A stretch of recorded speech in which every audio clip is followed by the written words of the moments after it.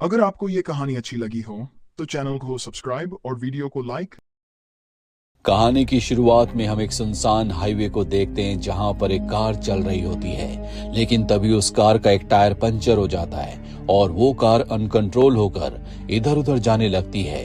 किसी तरह से कार का ड्राइवर उस गाड़ी को कंट्रोल करता है और उस गाड़ी में सवार सारे लोगों को बाहर निकालता है। इस कार में 3 लड़के और 3 लड़कियां थे जो किसी ट्रिप पर जा रहे थे, जिनके नाम जोडी, एरिक, जेफ, कैरन, टॉड और उसकी गर्लफ्रेंड सारा है। जोडी की बहन की शादी में ये सब के सब उसे सरप्राइज देने के लिए जा रहे होते हैं। अब वो लोग उस कार में रखा हुआ स्टेपनी बाहर निकालते हैं और उसको चेंज करने लगते हैं, जहां पर उन लोगों को पता चलता है कि सुनसान हाईवे पर इनके अलावा कोई और कार यहां से नहीं निकली है और ना ही इनके मोबाइल पर नेटवर्क होता है, यानी कि ना इन्हें कॉल आ सकता है और ना ही ये किसी को कॉल कर सकते हैं। इसके बाद हम जेफ को देखते हैं जो टायर चेंज कर रहा होता है और बाकी सभी लोग धूप के कारण कार की दूसरी तरफ आराम कर रहे होते हैं। तभी एरिक टॉयलेट करने के लिए थोड़ी दूर चला जाता है। अब जेफ कार की स्टेपनी चेंज कर रहा था, तब उसे टायर में एक बुलेट मिलती है, यानी कि टायर पर किसी ने गोली चलाई है। पर वो इस बात को बहुत ज्यादा सीरियस नहीं लेता, क्योंकि वो तो एक घना और सुनसान जंगल था और सड़क के आसपास इन्हें कोई नजर भी नहीं आ रहा था। तभी टॉड देखता है कि पास ही रखा हुआ स्टेपनी टायर वहां से लुढ़क गया और हाईवे पर आगे जाने लगा, इसीलिए वो टायर को लेने के लिए उसके पीछे जाता है। इसके बाद सारा जेफ को देखने के लिए दूसरी तरफ आती है। वो देखकर हैरान हो जाती है क्योंकि जेफ को किसी ने गोली मार दी थी और उसका सर पूरी तरह से डिस्ट्रॉय हो चुका था। इससे पहले कि उस सारे लोगों को अपना रिएक्शन बताती, उसे भी गोली आकर सीधा उसकी आंख पर लगती है। इसके बाद एक और गोली उसकी दूसरी आंख पर भी लग जाती है। ये सब देखकर बाकी सभी लोग तुरंत कार के पीछे छिपने की कोशिश करते हैं, क्योंकि उन्हें समझ में आ चुका है कि कोई छिपकर उनको निशाना बना रहा है। ये सब के सब बहुत ज्यादा डर जाते हैं, पर इससे पहले कि टॉड कार के पीछे छुप पाता, एक गोली आकर उसके कंधे में लगती है, जिससे वो घायल हो जाता है। वहीं एरिक भी अब सभी लोगों के पास आने के लिए आगे बढ़ता है, लेकिन वो भी गोलियों की आवाज सुनकर वहीं पर खड़े एक पेड़ के पीछे छिप जाता है। लेकिन दूर बैठा वो शूटर अब एरिक के ऊपर भी फायर करता है। हालांकि वो पेड़ के पीछे अपने आप को कवर कर लेता है, इस कारण उसे गोली नहीं लगती। वो शूटर उसके दोस्त जो कि कार के पीछे छुपे हुए थे, उन पर भी गोलियां चलाता है, लेकिन वो तीनों लोग सेफ थे। अब सारे लोग समझ चुके हैं कि वो एक बहुत बड़ी मुसीबत में फंस चुके हैं और उनके पास मोबाइल तो है, लेकिन उसमें नेटवर्क बिल्कुल नहीं है। उन्हें समझ में नहीं आ रहा होता कि आखिर वो लोग यहाँ से कैसे निकलेंगे। इसके बाद टॉड अपना मोबाइल एक सेल्फी स्टिक से बांधकर नेटवर्क खोजने के लिए ऊपर की तरफ करता है, लेकिन वो शूटर उस मोबाइल को भी शूट कर देता है, जिससे वो मोबाइल पूरी तरह से टूट जाता है और अब सारे लोग बुरी तरह से परेशान हो जाते हैं। उन लोगों को बिल्कुल भी समझ में नहीं आता कि इस मुसीबत से बाहर कैसे निकलें और आखिर वो कौन है जो इन्हें बेवजह मार रहा है। वहीं अब टॉड सभी लोगों को बताता है कि हमें किसी भी तरह इस जगह से किसी दूसरी जगह जाना होगा जहां पर उस शूटर की रेंज ना पहुंच सके। लेकिन अब वो सारे लोग समझ जाते हैं कि वो शूटर बहुत ही ज्यादा परफेक्ट है, जिसका निशाना बहुत ज्यादा अच्छा है। इस कारण जोडी उस शूटर की लोकेशन जानने के लिए अपने मोबाइल के कैमरे को ऑन करती है और उसे इधर उधर करके ढूंढने लगती है। इधर कैरन अपना जैकेट बाहर की ओर करती है ताकि वो शूटर उस जैकेट को उन्हीं में से एक समझकर उस पर गोलियां चलाए और जोडी उस स्नाइपर यानी कि उस शूटर को अपने कैमरे में कैद कर ले। इस बीच टॉड कार के अंदर पहुंच जाता है, क्योंकि कार का टायर पहले जेफ ने बदल दिया था। वो कार को स्टार्ट करने की कोशिश करता है, लेकिन तभी शूटर एक बार फिर से गोलियां बरसाना शुरू कर देता है और किसी तरह से टॉड अपनी जान बचाकर वापस कार के पीछे छुप जाता है। वहीं जोडी अपने मोबाइल में कैद की गई उस वीडियो को सभी लोगों को दिखाती है, जिसमें उन लोगों को पता चलता है कि वो शूटर एक पेड़ के ऊपर बैठा है, जहां से उनके ऊपर वो गोलियां चला रहा है। लेकिन उन लोगों को समझ नहीं आता कि आखिर वो ऐसा क्यों कर रहा है। उनकी उस शूटर से क्या दुश्मनी है जो उन्हें बुरी तरह से मारना चाहता है। अब सभी लोग बहुत ज्यादा परेशान थे और अपनी जान बचाने के लिए हर एक कोशिश करने के लिए तैयार थे, लेकिन इन्हें समझ नहीं आ रहा होता कि आखिर ये करें तो क्या करें। इसके बाद टॉड अपने हाथों पर टूल किट बांध लेता है और सभी लोगों के साथ उस कार को वहां से आगे बढ़ाने लगता है।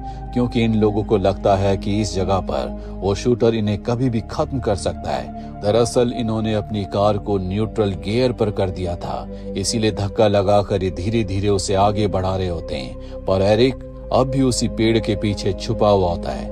तभी हमें दिखाया जाता है कि वो शूटर अपनी गन लोड कर रहा है। इसी बात का फायदा उठाकर एरिक उस पेड़ के पीछे से भागकर अपने दोस्तों के पास पहुंचने की कोशिश करता है, लेकिन वो शूटर इतना परफेक्ट था कि वो अपनी गन को फिर से लोड कर चुका था और वो भाग रहे एरिक पर गोलियां चलाने लगता है। एक गोली उसके पैर पर लगती है, लेकिन वो अभी भी हिम्मत नहीं हारता और वहां से अपने दोस्तों की तरफ आगे बढ़ता है।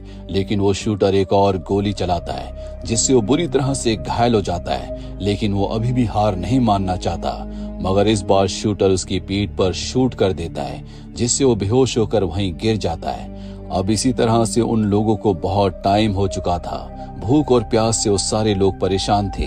कैरन को कार के अंदर पानी की एक बोतल नजर आती है जिसे वो हथौड़ी की मदद से बाहर निकालता है और एक एक करके सारे लोग उस बोतल से थोड़ा थोड़ा पानी पीते हैं। वो लोग बोतल को एरिक के पास भी फेंकते हैं जो कि होश में आ चुका था। वो उस बोतल से पानी पीने लगता है तो वो शूटर उसके हाथ पर भी गोली मार देता है जिससे एरिक की हालत बहुत ज्यादा बिगड़ जाती है और वो दर्द के मारे तड़पने लगता है। इसके बाद हमें दिखाया जाता है कि टॉड अब पूरी तरह से टूट चुका है क्योंकि उसके सामने उसकी गर्लफ्रेंड सारा की डेड बॉडी है।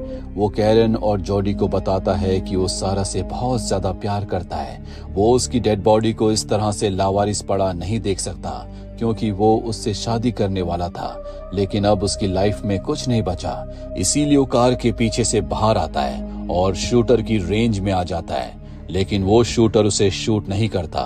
वो सारा की डेड बॉडी के पास जाकर उसके हाथ को अपने हाथ में रखकर एक किस करता है और उसकी डेड बॉडी के पास ही बैठ जाता है।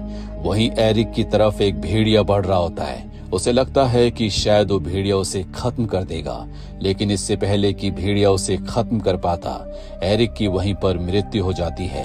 ये सब देखकर टॉड पूरी तरह से टूट जाता है और उसे शूटर पर बहुत गुस्सा आता है। तभी वो देखता है कि उसी हाईवे पर एक कार उसकी तरफ बढ़ रही है।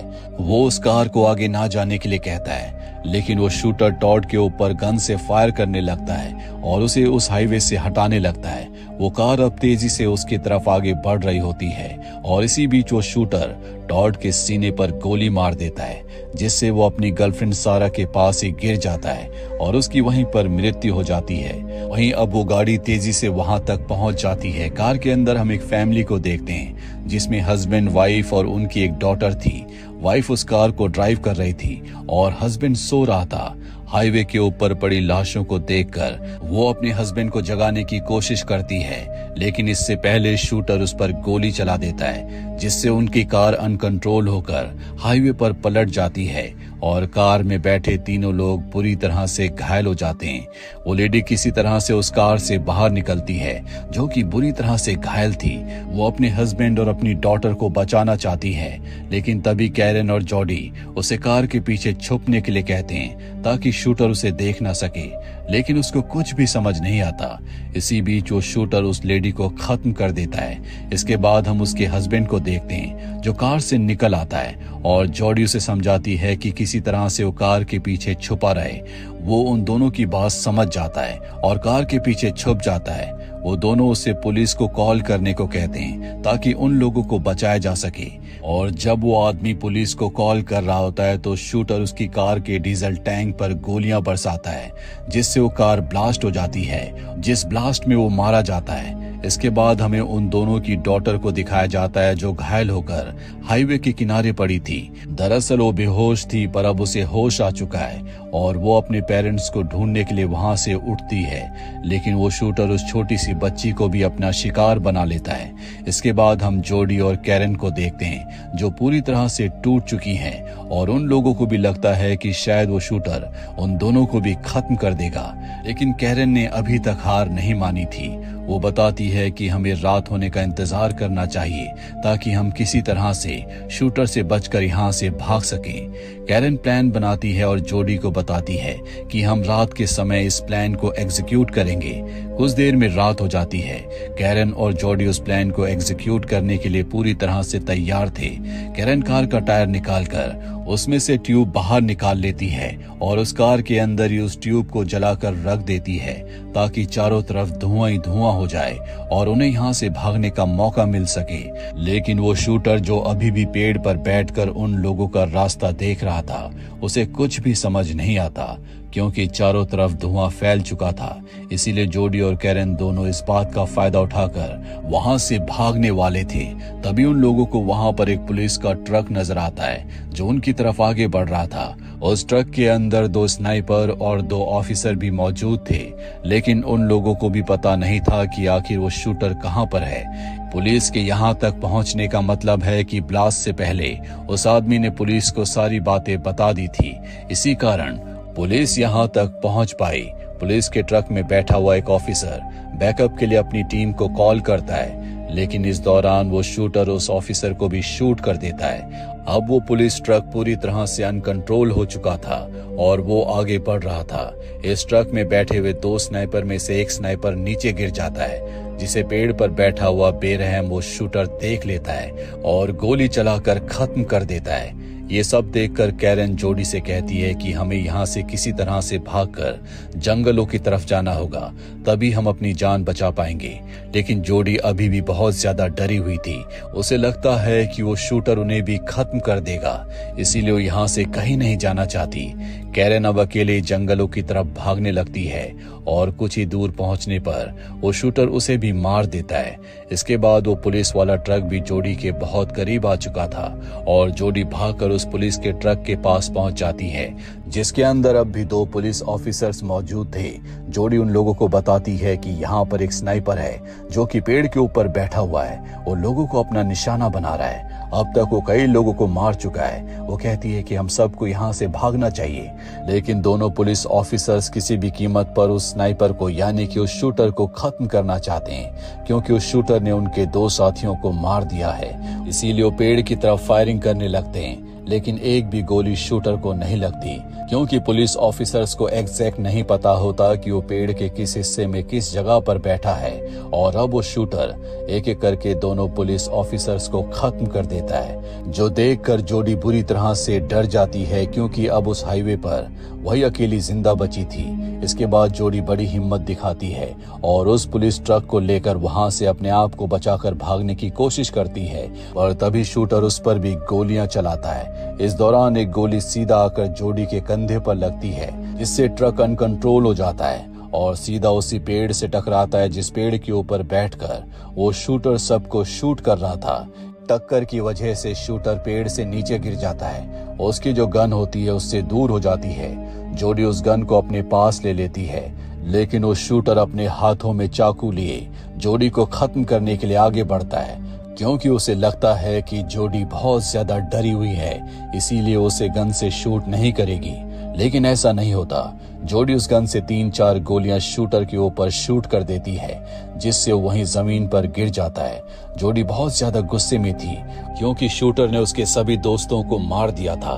वो उसकी गन को उल्टा करके लगातार उस पर हमला करके उसे मारने लगती है। इस बीच गलती से उस गन का ट्रिगर दब जाता है, जिससे एक गोली चल जाती है और वो सीधा जाकर जोडी के गले में लगती है, जिससे जोडी की वहीं पर मृत्यु हो जाती है और इस तरह से वहां पर कोई भी जिंदा नहीं बचता। दरअसल वो शूटर एक साइको और सीरियल किलर था, जो लोगों को बेवजह अपना निशाना बना रहा था, लेकिन अंत में वो भी मारा जाता है। और इसी के साथ ये फिल्म, ये कहानी यहीं पर खत्म हो जाती है। उम्मीद करते हैं कि ये कहानी आपको पसंद आई होगी।